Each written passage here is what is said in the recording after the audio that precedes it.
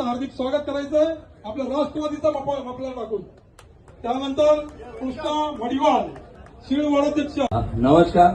आदरणीय व्यासपीठ, आमचे नेते नजीबभाई, अध्यक्ष परांजपे साहेब, सुहास देसाई साहेब, सर्वांना नमस्कार.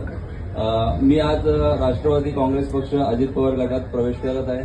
यापूर्वी मी 25 वर्ष शरद पवार गटात खूप मेहनतीने आणि एक पक्ष असताना खूप मेहनतीने आणि खूप इमानदारीने काम केलं, पण ते आम्हाला कुठे न्याय भेटला नाहीये.